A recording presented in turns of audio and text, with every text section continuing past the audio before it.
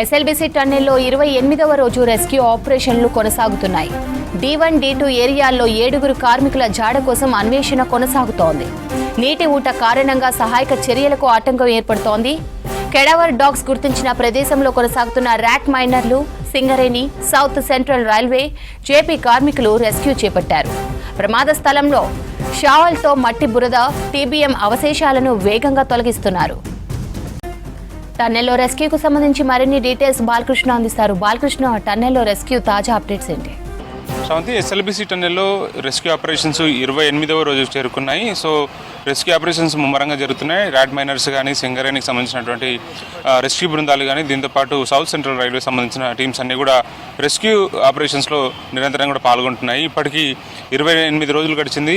So మిగతా 7గురికి సంబంధించినటువంటి ఆచూకీ అయితే ఇంకా తెలియరాలేదు. అందుకోసం అయితే విశ్వ ప్రయత్నాలు అయితే జరుగుతున్నాయి. ఏదైతే టీబీఎం సంబంధించినటువంటి బ్యాక్ పార్ట్ ఉందో అక్కడ ఉన్నటువంటి అవశేషాలను ఆల్మోస్ట్ బయట తీయడం జరిగింది. దీంతోపాటు ఏదైతే స్ట్రక్ అయినటువంటి ఏరియా, ముఖ్యంగా D1, D2 ఏరియాతో పాటు టన్నెల్ ఫ్రంట్ పార్ట్లో టీబీఎం కొలాప్స్ అయ్యి ఫాస్ట్గా మూవ్ అయినటువంటి ఏరియాలో ఏవైతే ఐరన్ కంపార్ట్మెంట్స్ ఉన్నాయో వాటిని కూడా ఎక్స్కవేషన్ చేస్తూ షావర్స్ ద్వారా బయటికి తీసే ప్రయత్నం చేశారు. సో ఏదేమైనప్పుడు కూడా నీటి కూడా నిరంతరంగా కొనసాగుతూ వస్తుంది.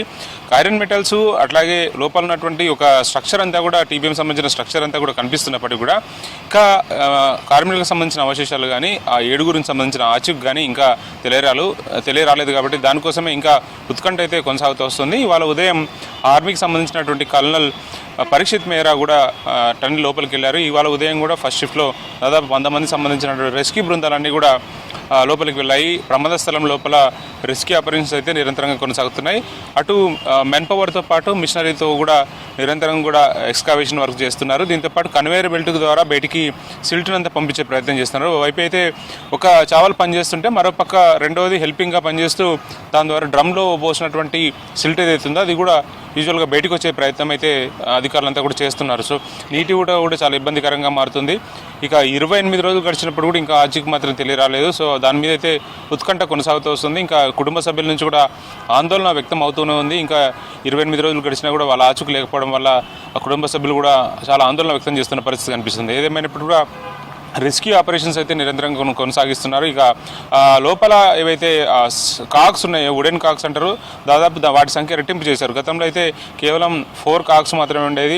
టన్నెల్లో ప్రమాద స్థలంలో పనిచేస్తున్న సిబ్బందికి ఎట్లాంటి ఆపద కలగకుండా ఉండడం కోసం సింగరేణి లాంటి మైన్స్లో ఇట్లాంటి కాక్స్, వుడెన్ కాక్స్ ఏర్పాటు చేశారు.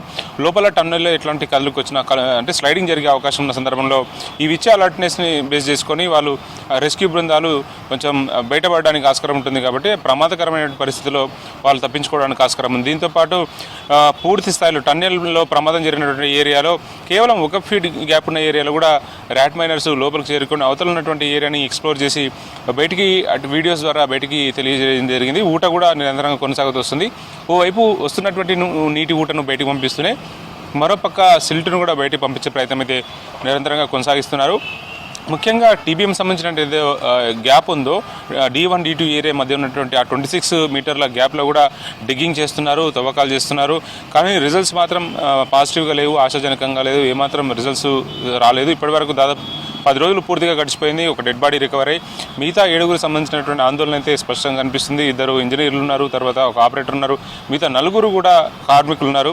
వాళ్ళంతా కూడా జార్ఖండ్ సంబంధించిన వాళ్ళు. సో వాళ్ళ కుటుంబ సభ్యుల నుంచి అయితే కూడా చాలా ఒత్తిడి ఎదురవుతుంది, ఆందోళన కూడా ఎదురవుతున్న సిచ్యువేషన్లో ఒకవైపు అయితే రెస్క్యూ బృందాలు మాత్రం నిద్రాహారం మారి రెయిన్బోలు కూడా షిఫ్ట్లో పనిచేస్తున్నటువంటి అధికారులు అయితే ఉన్నారు.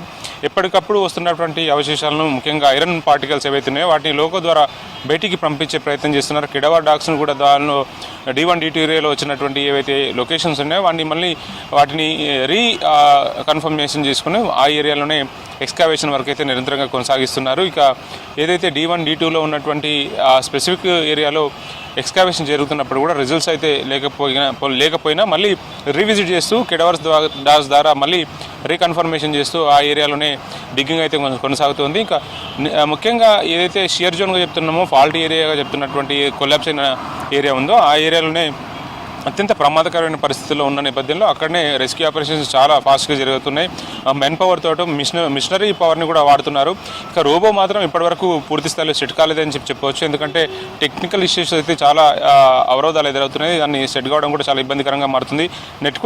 నెట్వర్క్ సమస్య చాలా ప్రధానంగా కీలకంగా మారుతుంది. ఎందుకంటే లోపల ఉన్నటువంటి నెట్వర్క్ చాలా అంటే 3G నెట్వర్క్ ఉండడం, రోబోకు ఈ అటానమస్ హైడ్రాలిక్ పవర్ రోబోకు ఉన్నటువంటి ఇన్స్టాల్ చేసినటువంటి ఏదైతే నెట్వర్క్ ఉందో అది 5G కావడం వల్ల రెండింటికి కోఆర్డినేషన్ మిస్ అవుతుంది. సో దాన్ని సెట్ చేసే ప్రయత్నం చేస్తున్నారు. ఒకవేళ అది ఆపరేట్ అయితే కనుక దాదాపు మనిషి కన్నా దాదాపు 14 రెట్ల ఎక్కువ సామర్థ్యంతో పనిచేయగలుగుతారు అనే ఒక ఆశ అయితే వ్యక్తమవుతుంది. కానీ స్టార్ట్ కావడానికి దాదాపు వారం రోజుల నుంచి ప్రయత్నాలు అయితే చేస్తున్నారు. అది మాత్రం ఇంకా యాక్టివేషన్లోకి పార్టిసిపేషన్లోకి ఇంకా దిగలేదని చెప్పవచ్చు. ఏదేమైతే మ్యాన్ పవర్ను మిషన్ పవర్లో మాత్రం చాలా క్రుషియల్ రోల్ పోషిస్తున్నారు. రిజల్ట్స్ కోసం అయితే చాలా ఉత్కంఠగా ఎదురు చూస్తున్న పరిస్థితి అయితే స్పష్టంగా కనిపిస్తుంది.